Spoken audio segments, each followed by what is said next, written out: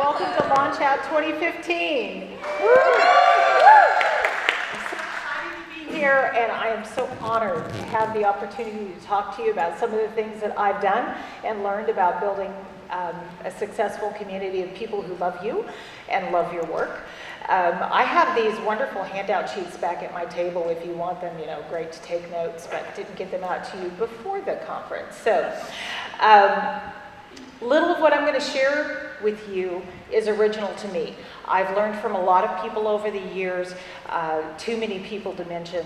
Some of my mentors have been Amy Porterfield, Shailene Johnson, Dagan Smith, Daniel Hall, just a huge list of people. I've taken what I've learned, modified it, changed it, made it work for me. But let's just jump right in. There are a few essential tools that you need to have if you want to have a commanding web presence. And one of the most important is, of course, a website. And I highly recommend that you get a domain name. Very important. You can purchase and register a domain for $25 or less. I use GoDaddy for that. You can also pay for hosting for as little as $5 a month. I use HostGator for that. That's going to be your home base. All of your other accounts should point to your website.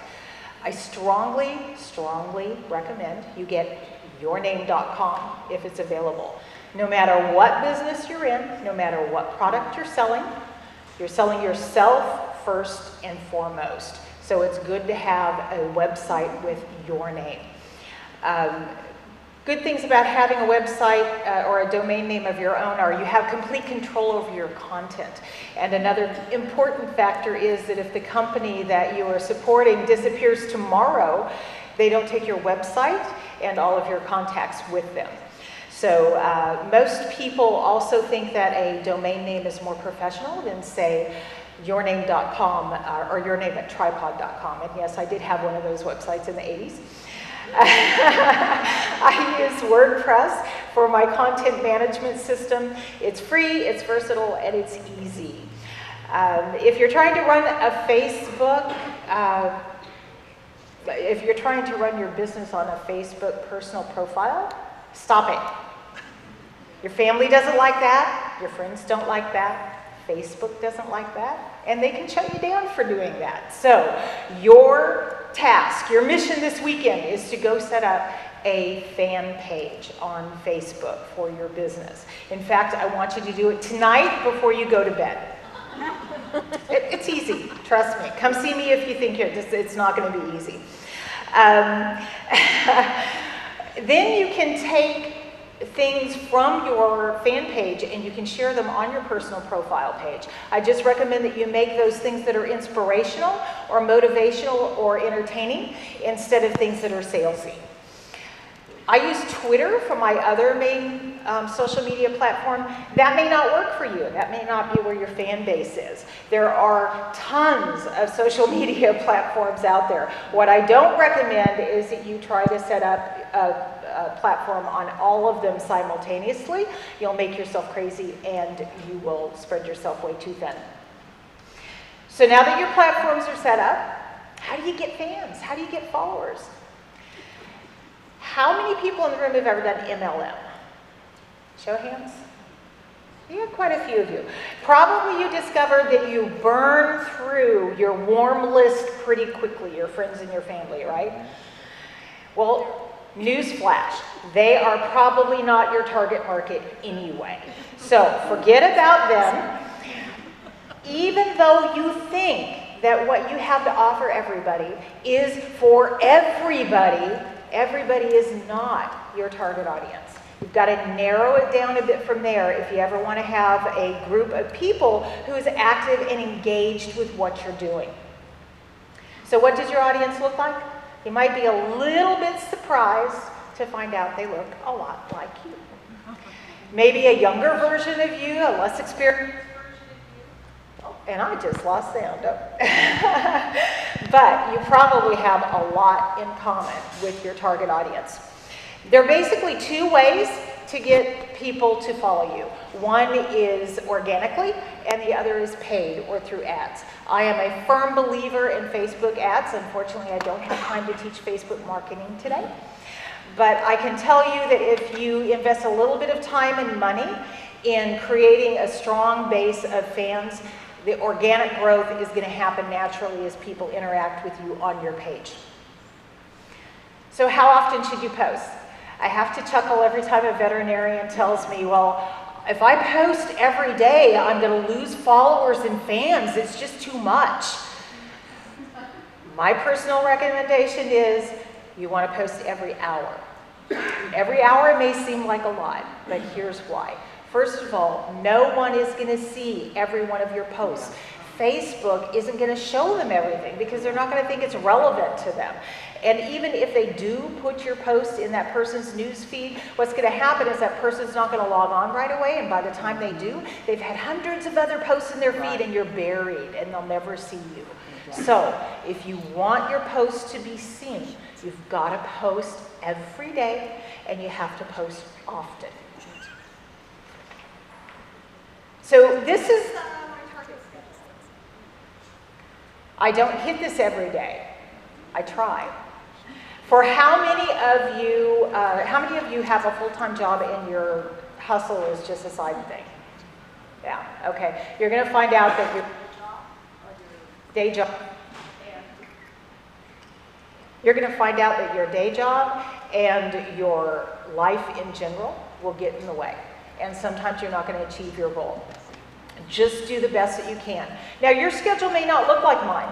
It's going to, really be based on your business and on your customer base. So what you will notice is that I only have a couple of posts on this schedule that have anything to do with fitness or health, and only one post a day that has anything to do with sales. And I don't even post a sales pitch every day. So it's very important. Most of my posts are motivational and inspirational. There are a lot of pictures and quotes, and these usually get pretty high engagement. My word of the day, which is one of the first posts that I do in the day, really helps me set the theme for the day and helps me create content. For instance, if my word of the day is strength, I'm going to go to Google and I'm going to Google quotations on strength. And the results of that are going to give me a lot of my content, and I'm going to whip that together and schedule it right then and there. So almost nothing I post is live, except for responses to comments that other people make on my page. Now, completely different story on my work account. My work account for the veterinary hospital, it is live. Every post on that page is posted live. None of them are scheduled. And you have to put yourself in the shoes of your audience. What is it that they want to see? Here, people are going to want to see their pet. They're going to want to see a picture of their dog or their cat. They're going to want to know what the status is of their surgery. They're going to want to make sure they made it through surgery. This is what I post. On my fitness page, I found that the two most popular posts are either quote cards or pictures with quotes on them, or videos.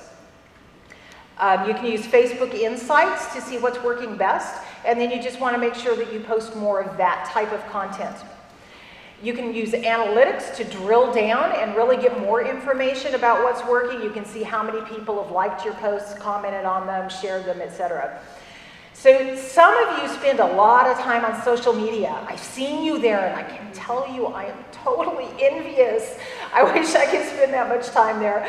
Some of the rest of you, I'm sure, don't get to spend much time on social media. So you're probably wondering, when should I post? What's the best time to post?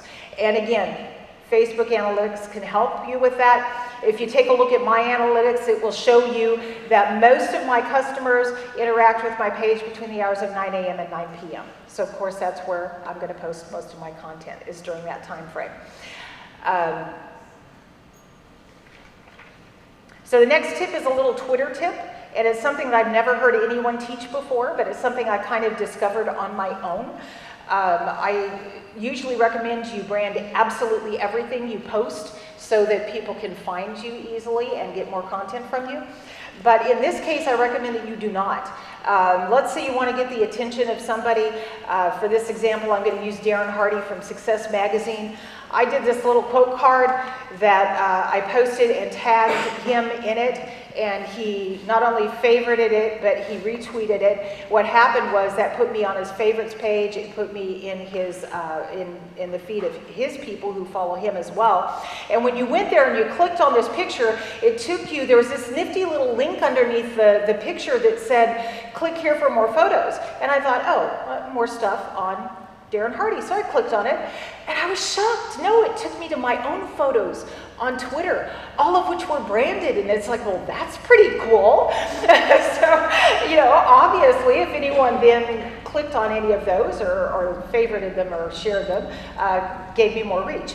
So in the fitness world, for instance, how cool is it to be favorited and retweeted by Brett Hobel, who's a celebrity fitness trainer and was on The Biggest Loser? I have been, so, you know, there's a goal for you.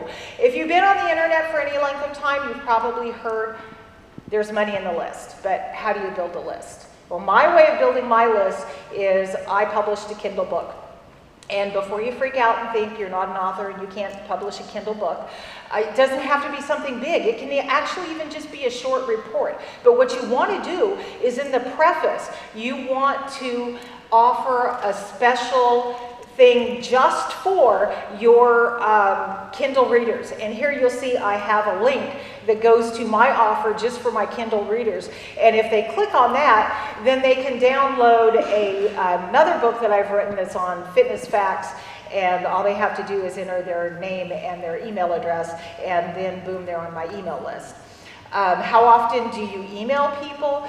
Depends on the person. It depends on your customers, depends on a lot of factors. I know people who email their list twice a day. First time in the morning, it's just an informational thing. Second time in the day, it's more of a sales pitch. Do what works for you. Chris Brogan, I'm on his list. He emails like once a day, and once a week it's a sales pitch. You have to experiment a little bit. So I've given you lots of information, lots of tools. I'm going to just really quickly give you a few more tools because I'm pretty much out of time. I create a lot of my images in Cheree's image. There's a free version that puts their logo on the picture, so I recommend that you actually subscribe to AppSumo. Every now and then they will offer a $20 lifetime version of Cheree's image, and that way it doesn't have their watermark on it. They have a good selection of images that you can use free of charge. I also use Pixlr.com to edit and brand my pictures and quote cards. This is a free website and app, and also a phone app. Canva is an amazing free tool. They have a good variety of free stock photos, and they also have pictures available that you can buy for $1. They also have a variety of sizes that you can choose from for your posts. If you're lazy or pressed for time or have a creative block and just want something to post quickly, I recommend Post Planner. Now, everything on Post Planner is already branded with somebody else's information, so you're going to want to use this sparingly. But if you choose something like, for instance, there's one on there I think that has 13.3 thousand shares. That one's a pretty good bet that you're going to get good engagement if you share that one on your page. And I do that, and they do get good engagement. As I mentioned earlier, I set up most of my posts in advance by scheduling them. I use Sprout Social for that. I use a paid version of it because I like the analytics I get from Sprout Social. But you could also use Hootsuite, and Hootsuite can be free. You know, they have the paid version as well, but their free version is fine. You know, finally, I just have to say, I hope you take good notes this weekend. You are going to get so much great information from so many people to help you with your launch. Remember, whatever you do, be yourself, take what works for you, improvise, and go ahead and jump. Thank you.